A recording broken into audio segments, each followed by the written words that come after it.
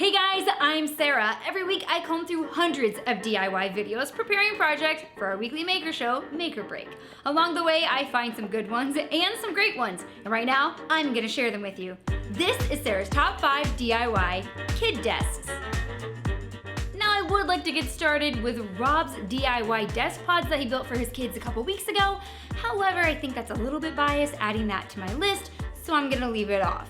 But I will make sure to leave a link to that video in the description below in case you're interested. Now moving on to the listicle. Number 5 is the Wood Whisperer. Like most of you with young school-aged children, Mark and his wife Nicole are doing some remote learning in their homes and needed a study space for their kids. Not knowing how long they would need these desks, he built them with a simple design concept, so if in a few months they are no longer needed, he could get rid of them without any tears. He used half a sheet of plywood and one 2x4 for each of these desks. On one design, he used a circular saw to cut out the plywood and constructed the box portion of the desk. Next, he cut down the 2x4 on the miter saw and sanded it down, then carefully glued and screwed the legs together. Finally, he attached the box and the legs and used a router to make sure all the edges were nice and smooth. So he also made a more difficult version of the desk and included that build in the video as well, so be sure to go check it out. Number 4 is Darwin Orvar. Lynn wanted a simple, modern-looking desk with a little bit of detail on top. Even though she only used one piece of plywood for the top, she wanted it to look like she used multiple boards. So she used some masking tape and different stains to create this fun variation in color. Next, she cut down more plywood for the legs and the braces. Once they were assembled in this easy frame format, she primed them, painted them, and added the legs to the top. For some extra detail, she added strips of wood that she painted this pretty metallic color and used her nailer to attach it to the top. After some wax polish and steel wool to take off some of that extra shine, this desk was ready to use. Now if you're designing this for one of your kiddos, you might need to shorten the legs a little bit, but this was too simple and pretty not to include. Number 3 is Wes Hamstra. Wes was commissioned to make a small desk and he chose to use mostly heart maple with the exception of some Baltic pine.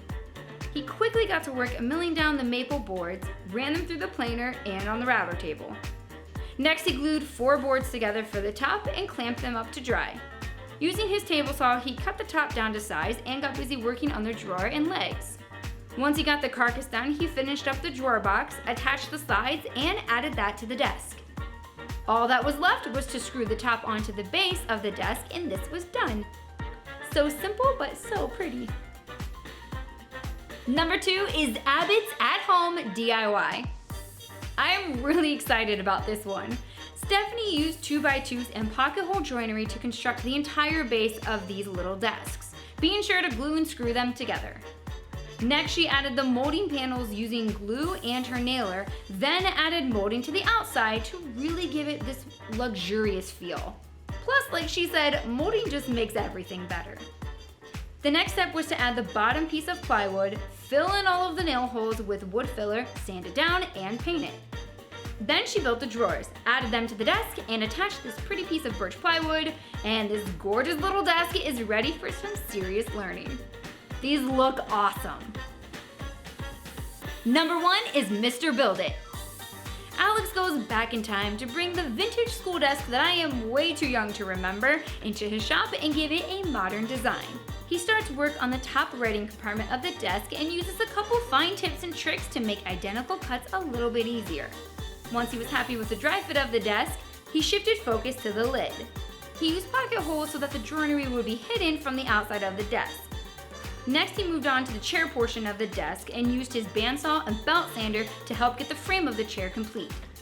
Next, he attached the backrest and the seat of the chair, again using pocket holes, to the supporting arms on the side. Alex used lots of glue and screws to assemble the seat to the base and the top compartment to the base. When he attached the lid, he used a piano hinge and some little rubber stoppers to make sure that it had a softer close to prevent any slamming or pinched fingers. The final steps were to paint, stain, and finish. That's it. I hope you guys liked my list, but of course, if you found a project you think should have made it onto my list, be sure to leave it in the comments below and I will be sure to check it out. Alright guys, do me a favor and like this video, and if you have not already subscribed to Belts and Boxes, please go do that now and be sure to hit the bell so you don't miss any of our shows that come out during the week. You can catch me every Friday at 5 p.m. with Rob for the Power Tool Weekend Review, and every Saturday at 6 p.m. for our next episode of Make or Break. We'll see you then.